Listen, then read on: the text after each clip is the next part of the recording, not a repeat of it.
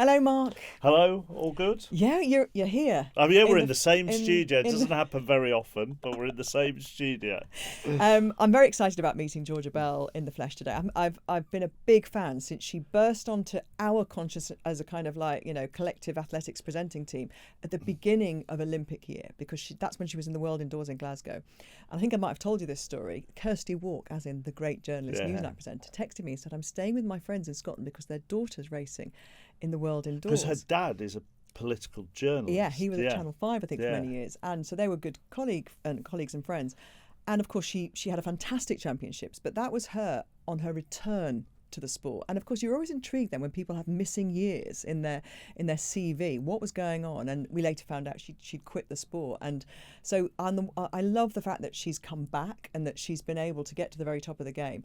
And I'm also really excited about having her on because she's over 30, and the other podcast I host is all about midlife. And now she's nowhere near, but I love it. But you're going to book her in for 10 years' time. I'm a bit obsessed about people doing stuff after their kids, and it's not all, you don't have to do it all in your 20s. Yeah, and I'm also fascinated about, and this will all come out with her, about, when we talk to Danny Mills about his son George and the sacrifices there, and George obviously is probably at a very different stage of his life to where Georgia is here, and how those sacrifices play into where she's at in her life. I'm trying to make a link, and I think I can, with the Ballon d'Or winner. Oh, right, okay. Dembele. Right, okay. Because he's a little bit older, he's no kid. Obviously, he's had a few attempts at a career that seems to have stumbled. And even last season, he was stumbling. Yeah. And I love the idea you can win a Ballon d'Or at the end of a season where you got dropped in the second Champions League game of the season because your manager felt you just weren't producing the goods. And you can go on and win a Ballon d'Or at the end of it. I think that is the best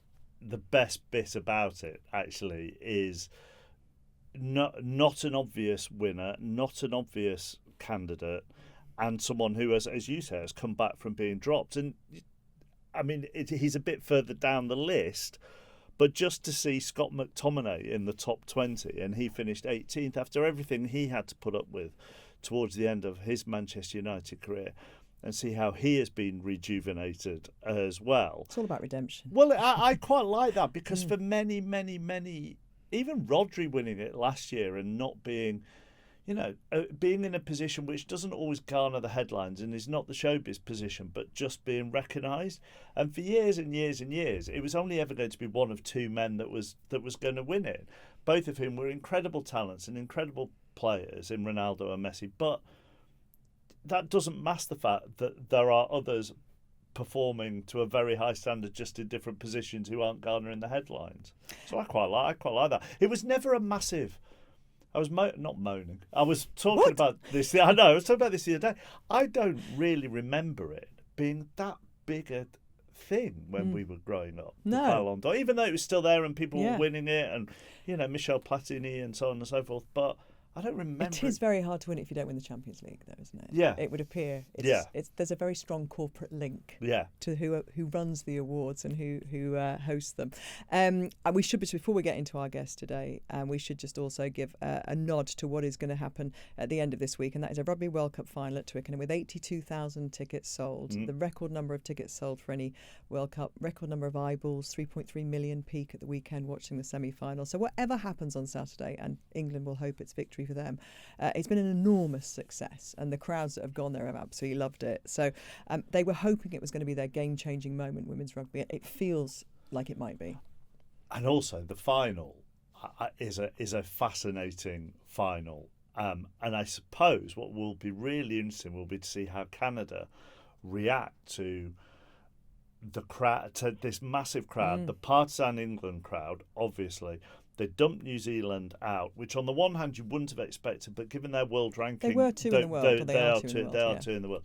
So you've got the two best sides in the world, and their story of how they've managed to get here, and the contrast in funding between England and Canada. If you put your sort of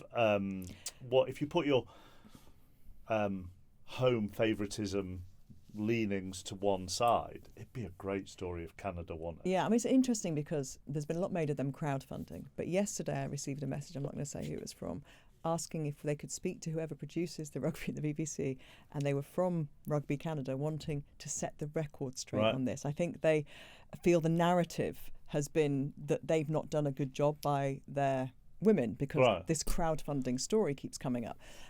So I will be interested to hear what they mean by that, because obviously we know that some of them are semi-professional, but quite a lot of them do play in the English professional league. You know, there's 4 players alone who play for Exeter. So whatever it is, I think they've done a very good job of playing the underdog, and that is exactly how they want to walk out at Twickenham. Yeah. You know, they want to see it as David and Goliath. Yeah, and I mean, and even if they are funded a bit better than maybe this narrative has, there's still a massive gap in how the England women are funded compared to England are the best funded union in the world, with more professional players than any other union, and they also have arguably the best league in the world, and they expect, and it is that weight of expectation on Saturday, I think, which is the only thing that can stop them in a way, because as one of our pundits said, if England play at their best and Canada play at their best, England win. But England haven't played at their best yet in this tournament, so they are going to have to really find a performance against a Canada side who looked very impressive against New Zealand. Remember, you can catch up on all of our episodes on YouTube, Global Player, or wherever you get your pods. Hit subscribe or follow so you don't miss a show. Next up, we turn our attention to the ray of light in Team GB's disappointing World Athletics Championship, silver medalist Georgia Hunter-Bell. Georgia Hunter-Bell, congratulations. Such an incredible championships for you. Welcome to the Sports Agents. Thank you for coming in when you're less than 24 hours home. Thank you. Thanks for having me. Yes, time is a bit of a fluid concept at the moment. Long haul flight straight from the track after a karaoke night out. But yeah, very happy to be here. Could you fall asleep during this interview? It wouldn't be the first time, but I've been talking to someone. But could you fall asleep during this interview? I'm feeling okay now, but I'll probably crash pretty hard later. So there was a karaoke party, was there, at the end? There was indeed. We were really looking forward to that. We know Japan is famous for karaoke, so luckily Nike got a kind of dive bar just for us at the end, so it was all our family and friends, and it was really good time. And your social media was just brilliant, your kind of diary of the trip, because you appeared to go out in your kit. Yes, I just did not think I was going to have time, because obviously you finish the race, you have your lap of honour, then you have media, then you have anti-doping, and by the time we finally got out, I just thought, I'm ready to see everyone. I don't want to go home and change. So Keely went and changed, and she looked so cute. And I was like, you know what? I'm just committing to this in the one I loved piece. it. I loved it. I thought, I wonder if I could kind of get away with that outfit. It's fantastic. This was a really brilliant championships for you personally. We'll get on to Great Britain as a whole. But you had a decision to make early in the season, whether you'd focus on the 15 that you won an Olympic medal in or the 800, which not only was it going to be kind of new territory for you on the global stage, but your main rival is your training partner, who is the Olympic champion. That's a bold decision to make. It was. And it was a tough decision. In the months leading up to it, pretty much every day we were going back and forth between myself, Jen, my husband. We were just trying to discuss what would be best and looking at the fields. And actually, the 800 had looked like the weaker event all year, just because a few big names were out, including Keely. And then actually, as we got closer to the event, it started to get a lot more competitive. And by that point, we had already committed. But more, I just had to focus on myself. And Jen and Trev pulled me during some sessions back in May and said, we're really going to have to think about just doing the 800. I know it hadn't been in our plans, but you're responding a lot better to the training, and we think you have a serious shot there. So the seed was planted, and I'm glad I made that decision, but it was hard. So two things on that. How sort of private did that decision have to be, given obviously you're in the same camp, and then secondly, when you talk about eventually making that final decision based on how you respond into the training, how different is training for an 800 to a 1500? So it wasn't very private, to be honest. We were very open in the group, and it was constantly a point of discussion. Like, everyone was giving their opinions and stuff. Including Keely? Yeah, absolutely, right. Including Keely. Like, I asked her advice as well. Like, we're good friends and we respect each other as athletes. So, of course, I was getting everyone's opinion who I respected. So it was, not that private at all. And then in terms of training, it was just a little bit different. Like, I am a strength-based 800-metre runner, so my training does look quite different. I'm an 800, 1500-metre runner as opposed to a 400, 800-metre runner. Which Keely is. Yeah, exactly. So it was just nice more mentally, I think, to once I made that decision and that weight was off my shoulders, then I could lock into the 800. I had been trying to do both at Diamond Leagues on the same week, and it is just tough. Like, it is a different kind of leg turnover and a different rhythm, but that kind of period from the Diamond League final all the way up into Japan just gave me a big block to focus on pure 800 speed stuff. Yeah. So once you'd made that decision, and you obviously got a PB in the season leading up to it as well, and things were going very, very well. Where were your ambitions, honestly? Where were they set for this championship? I really thought that I could medal. So I thought that going into it, I really had something to show in the 800. I think the Diamond League final gave me a lot of promise, running 155 off kind of a 1500 metre endurance block. I was like, surely now if I apply myself, I can be one of the best 800 metre runners in the world, and we'd had inklings all season of that from winning Diamond Leagues and things like that. And then as we got into the camp and the championship a bit more, that's when I really started to believe that I could win. I really, especially after the semi-final, felt very good and thought that I had done the least amount of work to get there, which is crucial when it comes to the heats. You know, you can have a really hard heat and you're battling and you're running a really fast time, and that can be exhausting when you have to come back for a race literally the next day. So I felt like I was in a pretty conserved spot, which means I would have the most to give for the final.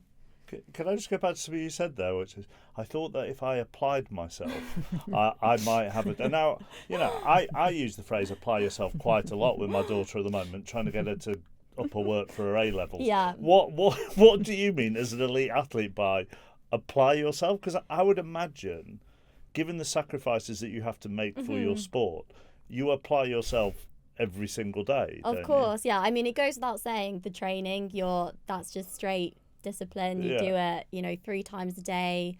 You're doing all of that physical work, but it was more like mentally unlocking that part of my brain that made me believe that I could win. I think last year in Paris really showed me what I could do once you kind of allow yourself to believe that you can do well, because a lot of the time you're just putting yourself into a box of like, oh no, I can't possibly do that. Like I haven't done it before. These women are all much faster than me. And then actually changing your mindset to be like, well, why can't I? Does somebody, do you talk to I have people? In the past. I haven't at the moment, but in the past I have seen a sports psychologist to help me work through that. And it's definitely something that I will do again in the future.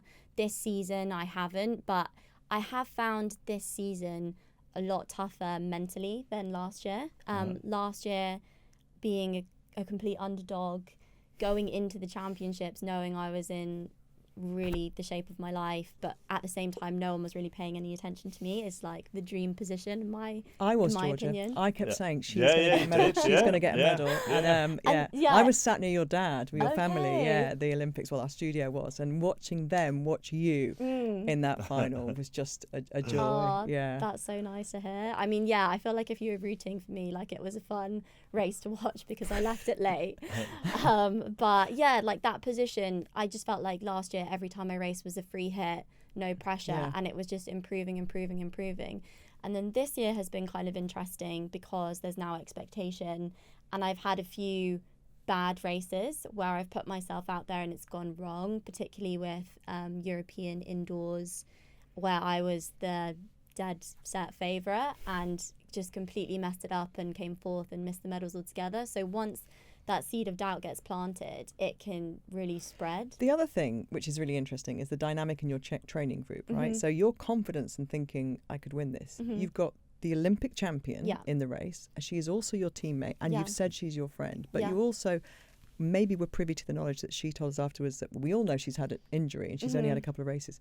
But she's also had some kind of stomach complaint. Yeah. So there's a bit of you, is there, that's computing all of that, thinking she's beatable today.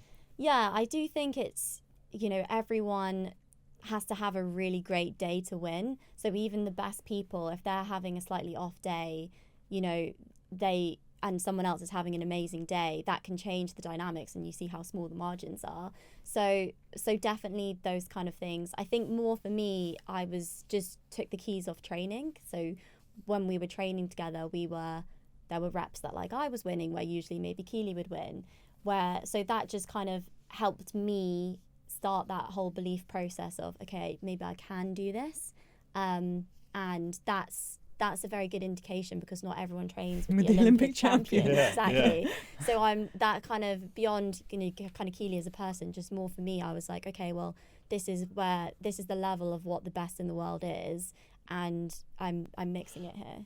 We were. You mentioned there about everybody can have a bad day, and we had Danny Mills on last week talking about George before his 5,000, and Danny was talking about, you have a bad day in football, have a bad game in football. There's another one in 3 days. There's another one in a week. How are you at coping with the fact that a bad day at the wrong time ends a championship for you? Yeah, it can be brutal. And I think like with football or with other team events, if you're having a bad day, there's other players on the pitch that you can kind of share the load with. If you're having a bad day, it's lonely out there. Like you're on your own and there's nowhere to hide. For me, if you're having a bad day, you want to go again as soon as possible. So I was very lucky after my bad performance in Appledorn at European Indoors, that World Indoors was 2 weeks later, and that just made me laser focused that I was going to come out and get a medal and do that right. Because you're absolutely right, if you end the season on a bad note, you've got a long time to wait and think about that. I mean, if you have a bad day at the Olympics, you've got 4 years to go over what went wrong. So it can be really brutal. And you have to be fit at the right time. And we see, and in fact, we'll get on to the kind of Great Britain performance. A few of those favourites, people who went out there expecting to win gold, either picked up injuries out there or things had gone wrong in training. But Mark knows I'm slightly obsessed with people who get to 30 and still start achieving great things. But your experience of being kind of over 30 is actually different, because you had a few years where you weren't racing at all, and it's been well documented that you came back to your career running in lockdown, and the miles in the legs therefore are not what perhaps an athlete of your age would normally have experienced. Yeah, absolutely. I mean, Trev really focuses on that. He thinks I'm very underraced compared to most people that would be 30 competing at the Olympics or World Championships, which is definitely true. I also just do a lot of stuff on the bike, so my intensity and impact is a lot less. But I also think it's interesting because the narrative is obviously, athletes, once they get to 30, surely they're past their best years. But increasingly, I'm not seeing that on the global stage. I mean, if you look at the medals that Team GB won, 3 of us were 30 out or over out of the 5 that we won. And if you look at Faith Kipyegon, best in the world. But even the sprinters like Noah Lyles, I think he's 28. Like, I just do think it is a very common misconception. And sports science and just being able to recover better, all those things. The technology, the shoes. Especially in endurance events, that people are going well into their 30s now, and we see that they're actually performing their best then. So it's kind of exciting to be part of that. When he describes you as underraced, it makes you sound like a horse. I know, yeah. I mean, that phrase is used so often for racehorses. Yeah, Does that mean because you know that and don't have those miles in your legs because of the break, does that give you longevity in your career plan? I mean, are you looking a lot further ahead? I think so, yeah. I mean, obviously the goal is always the Olympic cycle, and it will come around very quickly. We're already a year on since Paris. So the goal is definitely leading up to the next Olympics in LA in 2028. You'll be how old then? I'll be 34. Was that not how old Kelly Holmes was when she won a double gold in the 15 and 800 metres? Exactly. You know that thing about expectation. Yeah, it comes quickly. But, I spoke to Kelly a lot about it last year, and she's been very helpful while we were making the decision about what I should do here. But she was interested in my story particularly because she was 30 years old when she got her bronze.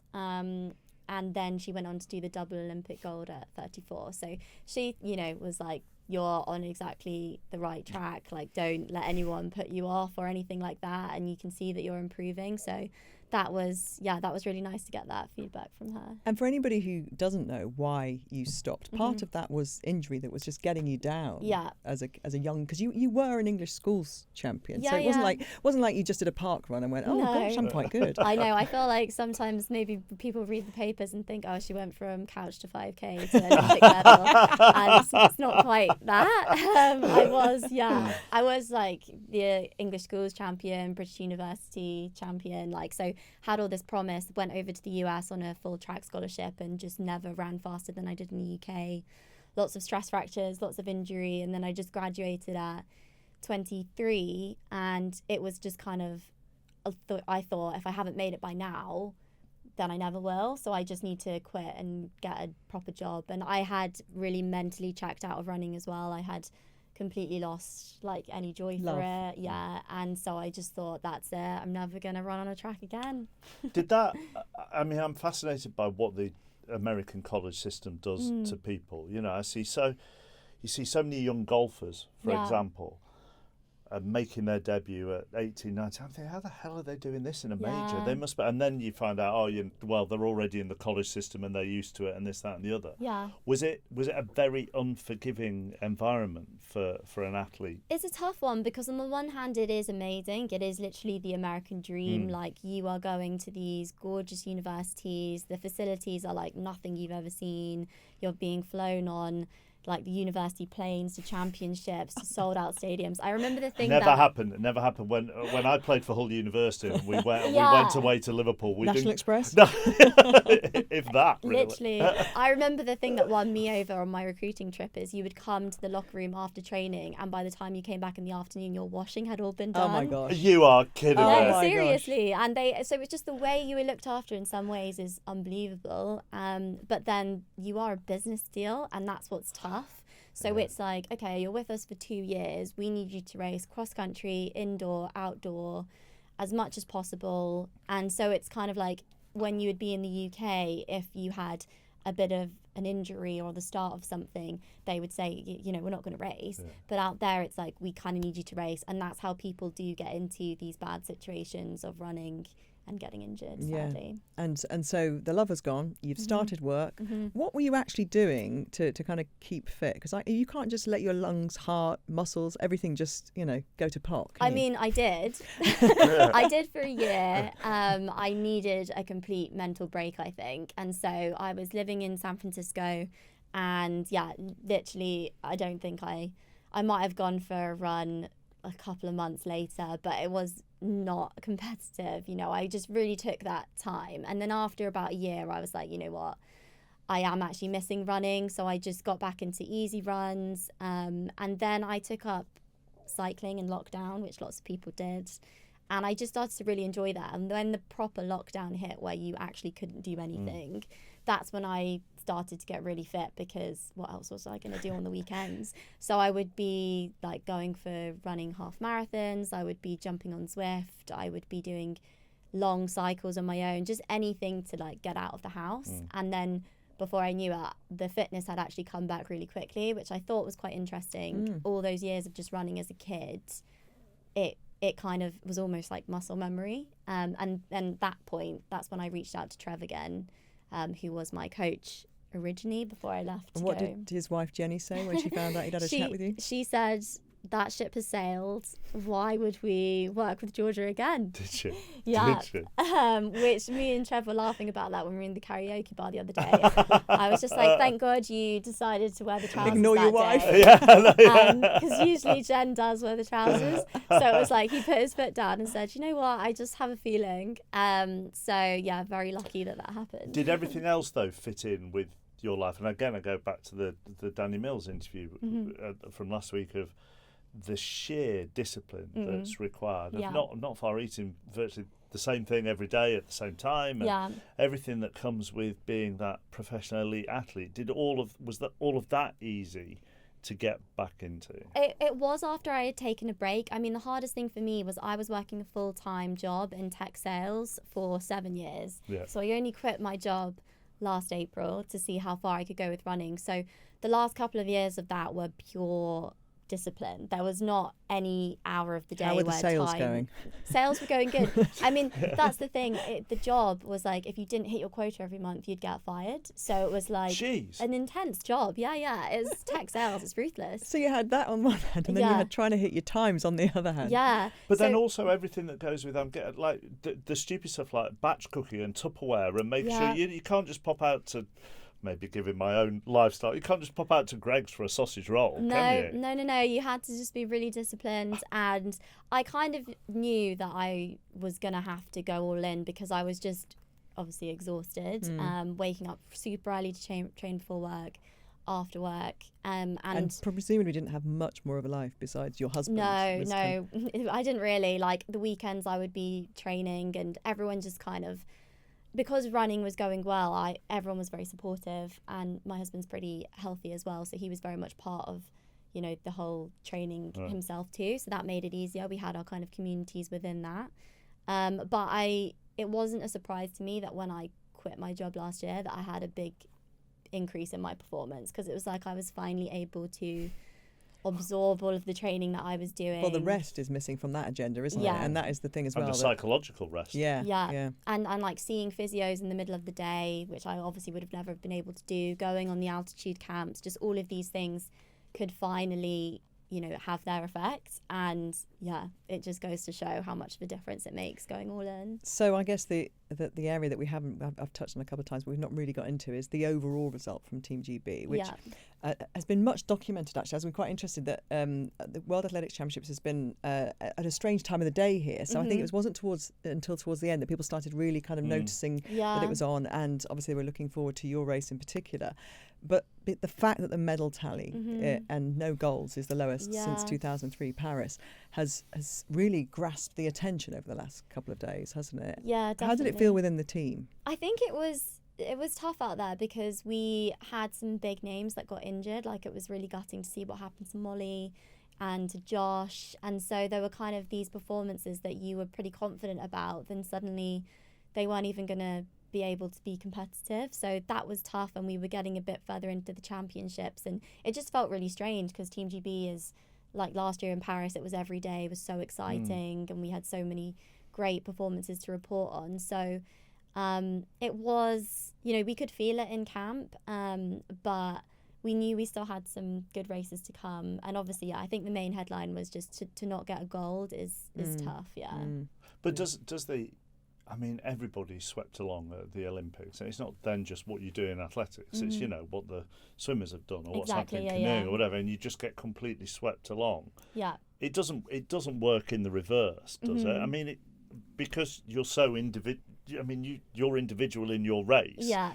You're not going to have a negative mindset because of what's happened elsewhere, are you? No, but I do think when the team, I'm one of those people where when I see the team do well, like, it definitely gives me a buzz. Like, I watched Amy Hunt get her silver and like her celebrations and stuff, and that made me so up for the race that I had the next day. I was just like, I want that feeling, like that pure elation. Like I really want that moment.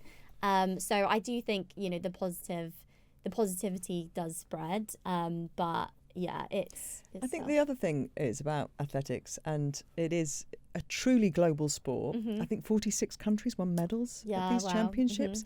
So when you look, we were talking about this morning, I was talking about at home, and, if we're going to the World Cup next year, the Football World Cup, I would argue there's one of 6 or 7 countries who probably will win the World Cup. I could probably predict now what they would come from. Football is a global sport, but like the Premier League, there seems to be, there's a pyramid of success. Yeah. With athletics, you never know. When you look at the men's 5,000 metres, the top 3, no African nations. Yeah. In the 5,000 metres, there was 2 Europeans and an American. So it really is a competitive sport. The whole world is doing this. Yeah, absolutely. And it's unpredictable, which I think is what's quite exciting about championships. Like, there were so many upsets this year. And that's why it's exciting to watch, because it's not necessarily the fastest people are going to win. Like, anything can happen at championships. And that's why I also think it's very impressive when people deliver year on year. And I think that gets overlooked a lot. Like, I think people just think once you've won once, then you should win the next year. And Mo Farah kind of laid a bit of a gauntlet on that one, didn't he? I mean, yeah, he probably set the standard, but it gets harder every year. And so the people that are consistent, it's truly very impressive. It's also cyclical, isn't it? And it's also what an individual target, or not what an individual targets, but actually what a program may be targeting. So, you know, the fact that everybody may go all out for the Olympics, knowing that there may be some sacrifices to make a year later in the Worlds, depending on who's targeting what. Yeah, exactly. I mean, I think that hopefully we'll all be able to bounce back from this, but there are still lots of positive performances to take from the championships. I mean, I thought what Jake Whiteman did was just so amazing. Incredible and so gutsy. So gutsy, and you know, he's had so many injuries, so it was like that was such a heartwarming story. And then obviously KJT is just such a fighter. She's just a warrior. Yeah, absolutely. And what Keely did as well, like she tore her hamstring twice this year and had to work back from zero and to get her 5th. And it's very unusual to not have one relay medal. This is a team that has been producing the goods with the relays, and just various situations meant that it didn't this time. Yeah. Was everybody talking about the Grand Slam track situation out there?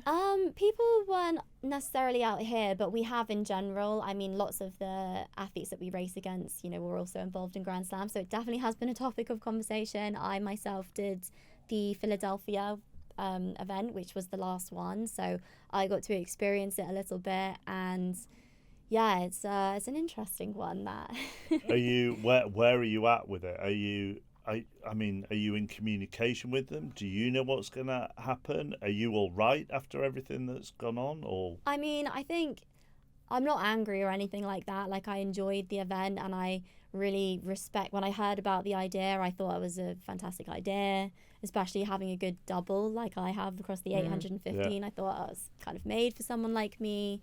And I just really was excited to just have another league that was being brought in, that was going to give athletes great financial opportunities and exposure.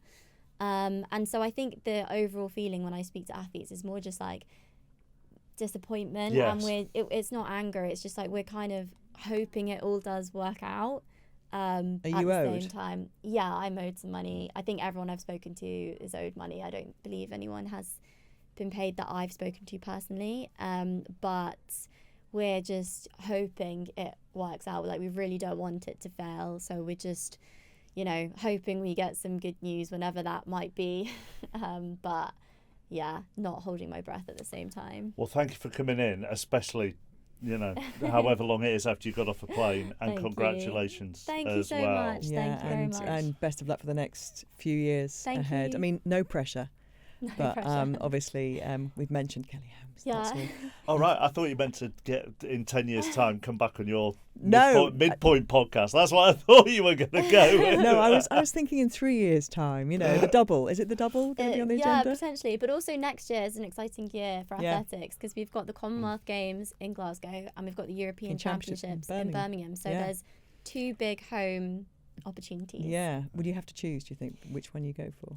No, I'll do both. Really? I'll definitely do both, yeah. I don't know if I'll do both events at both Commonwealth. That would be something Wow, else, that wouldn't would it? be That would be a lot. Yeah. But I'll definitely be there. Yeah, any event where it's on a home turf is, you can't miss it. Well, today on The Sports Agent, something a little bit different. Karel Prince has joined us, who is also known as the HMRC of Football Podcasts. And once you go and have a look at the content we're going to talk about, you're just going to get rid of about 2 hours of your life, I think, getting absorbed with this stuff, because it is compelling. Karel, welcome. Thank you for having me. Okay. Explain, if you can, to anybody who hasn't heard or seen what you do. Essentially, HMRC is just a code name for fact-checking football podcasts. So you have a lot of ex-pros, managers, referees even at this point that go on podcasts and may embellish or tell a story that might be flirting with the facts of what really happened. And I will just go and check the dates, check who was there, who wasn't I mean, there. there's some quite significant and weighty, let's just call it lies that they're telling on these. I mean, sometimes, and what I love about the way you do it is that you do it with love. Yeah, it is with love. It's definitely with love. Never. You're not eviscerating their character. No. Like I always say, my slogan in a way is like, I'm non-biased, non-partisan. I deal in facts, not feelings. So it's not to hurt your feelings. I just have to state the facts. Okay, so the example, one that caught my attention, because I'm a Newcastle United fan, was Lee Clark. Okay. Yeah. So you tell the story. So the story goes that Lee Clark was, I think, at a live podcast, and someone asked him who's the best players he played against, and he said domestically, Paul Scholes, which is fair enough. He played at Manchester United, played him many times. And then he said in Europe, he played against Zidane in the Champions League for Juventus. The only trouble with that is that when Newcastle were in the Champions League in that period he was playing football, he wasn't at the club and they didn't play against Zidane, and he hadn't played against Zidane for Juventus. So it was wrong on lots of fronts. Yeah, it was. And you can't misremember playing against Zidane unless he's dreamt this. But that's why I said maybe confused him with Pascal Sigan or another bold Frenchman, but it wasn't, at least to the capabilities of my research and the other people that would have fact-checked it after I fact-checked it, it wasn't Zidane. You're doing a really important job for people like me, because if I saw that, I'd be going, and I'm a Newcastle fan, I would just go, oh, it must have been me that misremembered that. So, and obviously people are now cottoning on to what you do. So tell us what's happened with Troy Deeney, because this is another brilliant post. Oh, this was born out of nothing, right? So at the beginning, when I did my first ever video, I did it on Jay Bothroyd. But in the intro, I said, I know a lot of people blame Troy Deeney for the idea that people lie on podcasts, but I'm not talking about him. And then he became like the most requested person. All of a sudden, it was like last Wednesday, he followed me on Instagram on his account. I followed it back, and then I went to message him to say I don't want any trouble. Like I just keep saying your name because people keep asking for it. Yeah. And then, but I checked that the account had already unfollowed me.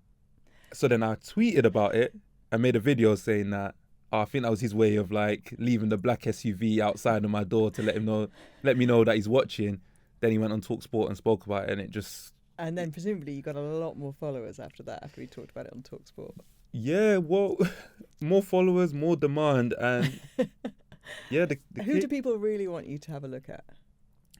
Mainly him. It's more so he's the one that people want. Then there's the claim that I think Agbonlahor made about Vidic, saying that when he played against him, he had the better of him.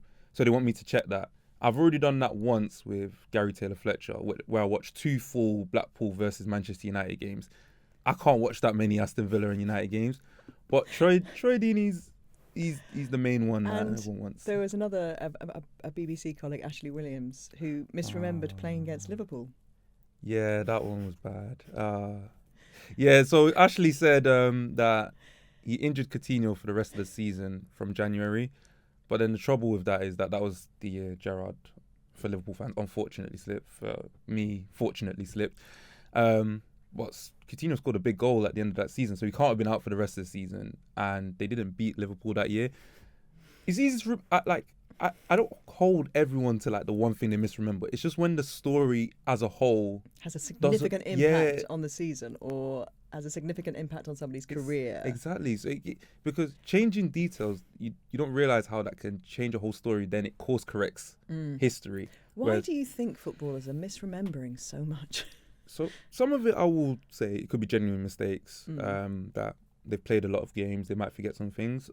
Other parts of it could be that once you embellish, there's a lot of podcasts. There's a lot of need to go and do appearances, and the better the stories, the more work you can get, which I'm not trying to hamper that business in any kind of way. It's just I feel like I've got a duty to my followers and the people that are interested in this to tell the facts. I feel, and I put this on our WhatsApp group, the Sports Agents, I feel it will become a bit like, you won't remember this programme because you're far too young. There was a show called Spitting Image, which actually made a comeback last year, but it was basically people in our kind of cultural and political society had huge puppets made of them, and then they were in these farcical scenes, mainly politicians, but sometimes celebrities. And there was almost a badge of honour because you were that famous that they wanted to kind of parody you. So I feel like footballers and pundits will almost want, you to have a look at them because it means they're of a level that they're really important. So I think, they've got to take it with that kind of pinch of salt, that if you're looking at them, it's okay. It's because we care and trust them. And, I agree. I think genuinely there's not really anyone I've covered that I don't respect their careers. I didn't grow up watching them. Even if they feel like I'm trying to get at them, like I'm probably more of a fan of them than not. It is literally just about facts. It's not about anything else. So it's, as much as they might feel like, oh, I'm out to get them next or not, it's not really that. If I come across something, I come across it. If I don't, they just might think about their stories in a little bit more detail before they go on, because they know you are watching. And this is obviously... Sorry. Hello? Sorry. Okay. Sorry about that. It's all right. And so obviously you were making other content before, so this is a very recent idea. It's only a few weeks this is completely blown up, isn't it? But what it shows, I think, as well, is interesting that, the social media football accounts there's masses and masses and masses of them. There's lots of different ways that you democratically nowadays can be a football broadcaster without being on mainstream TV. And you've found a niche here. Exactly. But I also feel like it's probably a niche that should have never existed, because if everyone was truthful or had their facts, and I think it goes down, I put a lot of blame on players. It's also the idea that, in this day and age, anyone could pick up a podcast and become an interviewer. So sometimes the interviewer doesn't fact check, and it leads them to provide the wrong information for someone to answer incorrectly, expecting that the interviewer knew their facts. So for me, I think this niche is, it shouldn't exist, but I'm glad that I did it, because it's something that I've always done, even with movies. Like, if it's based on a true story, I will check how true to the facts. But they can get away with that, you see, because they can say based on a true story. No, but out of my own curiosity, I'll just find out. Like, what about, say, football presenters and broadcasters? Are they safe? I can't think of any around here. I mean, it depends what kind of stories they're telling about their playing careers. I mean, but those who haven't had playing careers, you'll be all right for now. Okay. They want me to expand. Do they? to podcasters, presenters, but to be honest, let's keep it at the athletes, because I feel like in their realm, their stories are big enough and great enough as they are. They don't need embellishment as much as they might feel it does. The presenters were just there to... My husband played rugby with somebody who was well known for kind of taking other people's stories and telling them as his own, which was also an interesting way of having an after dinner kind of life. And, and this is what a lot of these footballers are doing, aren't they? They're creating obviously interest around them so that they can tell those stories. And you're going in and just ruining their careers. No, I'm not ruining their careers. I think it's also, if you look at it from the other perspective, where it's a lot of the players would have played in a time before now. Yeah. So they might not be aware that if they did potentially take like a different element that wasn't true and put it into their story, it might have not been checked before. Like, nobody was going through encyclopedias or books and stuff. How much football do you watch, Karel? A lot. And I've watched it since I was a kid. That's like the one constant my mum always says to me is like, if you had as much passion for anything else as you did at football, like, you'd be a millionaire by now. But well, you're on your way now with this. Do you say, Mum, look, okay, I've found a way of monetizing this. I can watch 20 hours football a day. I don't think she fully gets it, because she was like, oh, yeah, your thing's doing well. Like, you're taxing people. Does that mean you're rich? I'm like, no, not literally taxing them, Mum. Like, it's a term. But I think, no, I'm not trying to ruin anyone's career. Like I said, I've got respect for them. I love what they're doing. I do like the stories. I think it's more so, like you say with movies, when they say based on a true story, I'm just the true story behind it. I don't think the people that they will go and do after dinners with or go around that circuit doing will necessarily Don't worry, care. They're not going to cancel them. They're not going to care. I think they're just happy to be in a room with a footballer, hear some stories, and finish off their night. And I think everybody listening to this will probably go off and find your account anyway. But what they'll see is you do it with real flair. There's a kind of an intro that's the same, and you call people up to the stage. And it's like a kind of courtroom session, which is very entertaining. And you've got a natural kind of flair in terms of your delivery. So I think it's good fun. That just develops over time. Like every little bit till now has been a throwaway line that people will comment and comment and comment, and I'll be like, let me just integrate it into it. But it's been so fun, and the interaction with the community that we've built, because it's not just me. Like, I will find footage, I will find interviews, but the amount of people that send them to me, and I'm so grateful for them, because it's like we're all in this together. It doesn't feel like I'm just providing for everyone. It feels like we're all collaborating on this. So good luck with it, and just stay away from presenters, all right? No, you're safe, Gabby. For now. No, I'm joking. The Sports Agents with Gabby Logan and Mark Chapman.